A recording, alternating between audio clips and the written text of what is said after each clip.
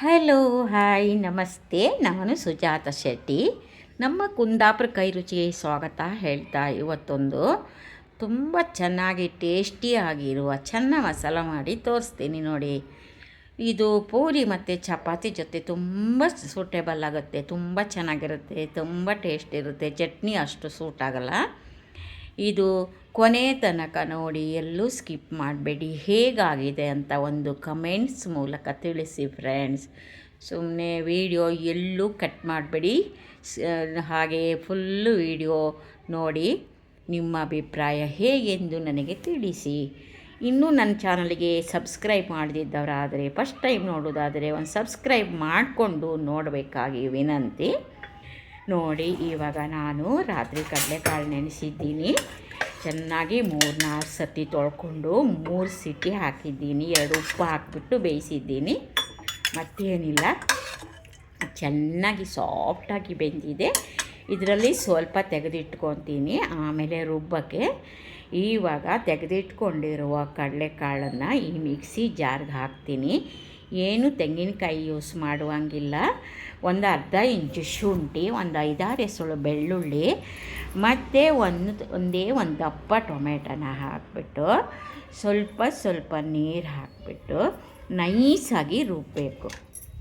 ನೈಸಾಗಿ ರುಬ್ಬಿದ್ದು ಆಯಿತು. ಗ್ರೈಂಡ್ ಮಾಡಿದ್ದೀನಿ ನೈಸಾಗಿ. ಈ ಥರ ಪೇಸ್ಟ್ ಆಗಿರುತ್ತೆ ನೋಡಿ, ತುಂಬ ಚೆನ್ನಾಗಿರುತ್ತೆ. ಹಸಿ ವಾಸನೆ ಹೋಗೋ ತನಕ ಆಮೇಲೆ ಫ್ರೈ ಮಾಡಿದರೆ ಚೆನ್ನಾಗಿರುತ್ತೆ ನೋಡಿ. ಈ ಥರ ನೈಸ್ ಪೇಸ್ಟ್ ಆಗಿದೆ. ಈಗ ಒಂದು ಬಾಣಲಿಗೆ 1-2 ಚಮಚ ಕೊಬ್ಬರಿ ಎಣ್ಣೆ ಹಾಕಿದ್ದೀನಿ. ಎಣ್ಣೆ ಬಿಸಿ ಆದ ತಕ್ಷಣ ಒಂದು ದಪ್ಪ ಈರುಳ್ಳಿ ಹಚ್ಚಿ ಇಟ್ಕೊಂಡಿದ್ದೀನಿ. ಈರುಳ್ಳಿ ದಪ್ಪದಾದರೆ 1, ಚಿಕ್ಕದಾದರೆ 2 ಹಾಕಿ, ಆವಾಗ ಟೇಸ್ಟ್ ಇರುತ್ತೆ.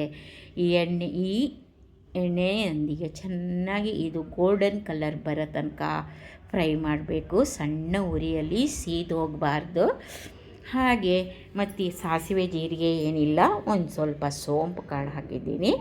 ಸೋಂಪು ಕಾಳು ಅಂದರೆ ಒಂದು ಅರ್ಧ ಚಮಚ. ಆಮೇಲೆ ಕಸ್ತೂರಿ ಮೇಥಿ 1 ಸ್ಪೂನ್ ಹಾಕಿದ್ದೀನಿ. ಇದು ಮೂರನ್ನು ಚೆನ್ನಾಗಿ ಹಸಿ ವಾಸನೆ ಹೋಗೋ ತನಕ, ಘಮ ಬರೋ ತನಕ ಫ್ರೈ ಮಾಡಿಬಿಟ್ಟು ಒಂದು ಆಲೂಗಡ್ಡೆ ಚಿಕ್ಕದಾಗಿ ಹಚ್ಕೊಂಡಿದ್ದೀನಿ. ಒಬ್ಬೊಬ್ಬರು ಆಲೂಗಡ್ಡೆ ಹಾಕಲ್ಲ, ಬರೀ ಚೆನ್ನದಿಂದ ಮಾಡ್ತಾರೆ. ನಾನು ಒಂಚೂರು ಆಲೂಗಡ್ಡೆ ಹಾಕಿ, ಒಂದು ಸ್ವಲ್ಪ ಉಪ್ಪು ಹಾಕಿ, ಸ್ವಲ್ಪ ಹೀಗೆ ನೀರು ಚಿಮ್ಮಿಸ್ಬಿಟ್ಟು ಆಲೂಗಡ್ಡೆ ಬೇಯಿಸ್ತೀನಿ. ಮುಚ್ಚಿ ಇಟ್ಬಿಟ್ರೆ ಅಲ್ಲೇ ಹವೆಯಲ್ಲೇ ಚೆನ್ನಾಗಿ ಬೆಂದುಬಿಡುತ್ತೆ. ಆಲೂಗಡ್ಡೆ ತೊಳೆದ ನೀರಲ್ಲೇ ಬೆಂದುಬಿಡುತ್ತೆ. ಹಾಗೆ ಬೇಯ್ತಾನೇ ಇದೆ, ತುಂಬ ಚೆನ್ನಾಗಿರುತ್ತೆ. ಒಮ್ಮೆ ಮಾಡಿ ನೋಡಿ. ಇದಕ್ಕೆ ಈಗ ಬೇಯ್ತಾ ಒಂದು ಸ್ವಲ್ಪ ಧನಿಯಾ ಪೌಡರ್, ಒಂದು ಅರ್ಧ ಚಮಚ, ಆಮೇಲೆ ಒಂದು ಸ್ವಲ್ಪ ಗರಂ ಮಸಾಲ ಪುಡಿ. ಜಾಸ್ತಿ ಹಾಕಬಾರ್ದು, ಸ್ವಲ್ಪನೇ ಹಾಕಿದ್ದೀನಿ. ಆಮೇಲೆ ಮನೇಲಿ ಮಾಡಿರುವಂಥ ಚಿಲ್ಲಿ ಪೌಡರು. ಇದು ಮನೆಯಲ್ಲೇ ಮಾಡಿದ್ದು, ನಾವೀಗ ಸಾಂಬಾರಿಗೆ ಹಾಕ್ತೀವಲ್ಲ ಅದೇ ಥರದ್ದು. ಖಾರ ಕಮ್ಮಿ ಆದರೆ ಮತ್ತೆ ಇದೆಲ್ಲ ಹಾಕಿ ಫ್ರೈ ಮಾಡಿ. ಇದ್ರ ಜೊತೆನೇ ನೋಡಿ, ರುಬ್ಬಿತ್ತಲ್ಲ ಟೊಮೆಟೊ ಈರುಳ್ಳಿ ಅದೆಲ್ಲ ಪೇಸ್ಟ್ ಆಗಿತ್ತಲ್ಲ, ಅದನ್ನು ಚೆನ್ನಾಗಿ ಒಂದು 10 ನಿಮಿಷ ಫ್ರೈ ಮಾಡಿ ನೋಡಿ. ಯಾಕಂದರೆ ಹಸಿ ವಾಸನೆ ಪೂರ್ತಿ ಹೋಗಬೇಕು. ಒಬ್ಬೊಬ್ಬರು ಫಸ್ಟೇ ಎಲ್ಲ ಫ್ರೈ ಮಾಡಿಕೊಂಡ್ರೆ ಆಮೇಲೆ ಜಾಸ್ತಿ ಏನು ಇದು ಮಾಡೋದು ಬೇಡ. ಇವಾಗ ನಾನು ಮುಂಚೆ ಹಸಿದೇ ಹಾಕಿ ರುಬ್ಬಿದ್ದೀನಿ.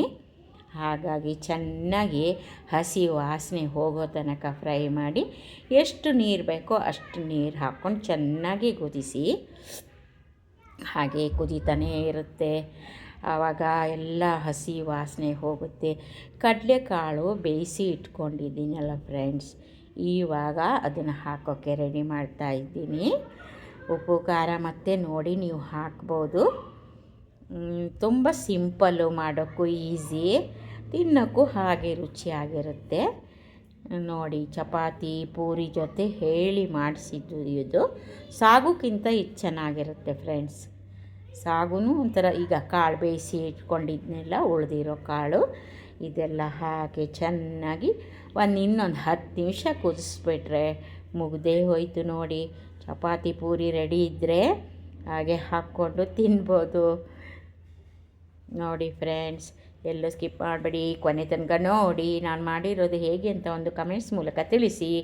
ನೀವು ಯಾವ ಥರ ಮಾಡ್ತಾಯಿದ್ದೀರಾ? ಚೋಲೆ ಮಸಾಲ ಅಂತಾರೆ, ಚೆನ್ನ ಮಸಾಲ ಅಂತಾರೆ.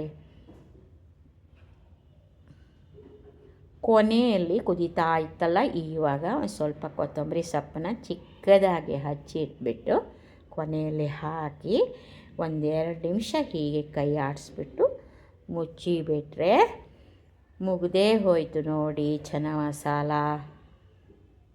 ಪ್ರೋಟೀನ್ ಸಿಗುತ್ತೆ ಕಡಲೆಕಾಳಲ್ಲಿ. ವಾರಕ್ಕೆ 1 ದಿನ 2 ದಿನ ಆರಾಮಾಗಿ ನೀವು ಉಪಯೋಗಿಸ್ಬೋದು. ಎಲ್ಲ ಕಾಳುಗಳು ಬೇಕು ಇವಾಗ ಮನುಷ್ಯನಿಗೆ, ಪ್ರೋಟೀನ್ ಬೇಕಲ್ವಾ. ಬರೀ ಓಕೆ ಫ್ರೆಂಡ್ಸ್, ಇನ್ನೊಂದು ಒಳ್ಳೆ ವಿಡಿಯೋದೊಂದಿಗೆ ಮತ್ತೆ ಸಿಗ್ತೀನಿ.